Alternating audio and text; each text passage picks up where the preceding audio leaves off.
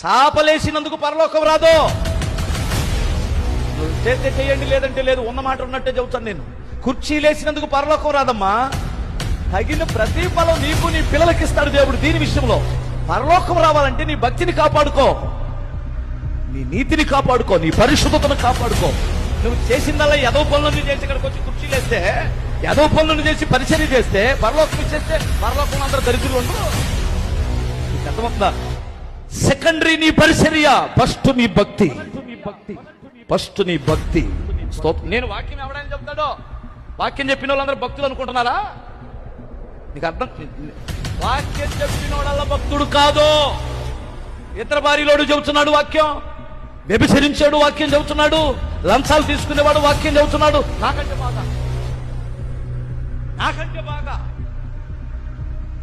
నేనేం చెప్పగలను వారి ముందు? వారికి ఉన్న థియాలజీ నాకెక్కడే. ప్రేమించడం చేతగానటువంటి వాడు మనిషిని మనిషిగా, తగ్గించుకోవడం చేతగానటువంటి వాడు గర్విష్ఠుడు. వాక్యం చెబుతున్నారు బాగా, సూపర్ గా. వాక్యం చెప్పినందుకు నేను పరలోకానికి వెళ్ళను, నాకు ఆ సంగతి తెలుసు. నా ప్రభు నాకు ఇచ్చిన భక్తిని కాపాడుకొనటం వలన నేను కాపాడబడతాను. హల్లెలూయా. ఎందుకు కాపాడబడతాం? భక్తి, భయభక్తులు కాపాడుకోవాలి కదా. ఎందుకయ్యా నిన్ను ఈ సింహాలు తినలేదంటే, నేను దేవుని యందు భక్తి కలిగి ఉన్నాను కనుక, నేను నిర్దోషిగా ఉన్నాను కనుక నా దేవుడు నన్ను కాపాడాడన్నాడు.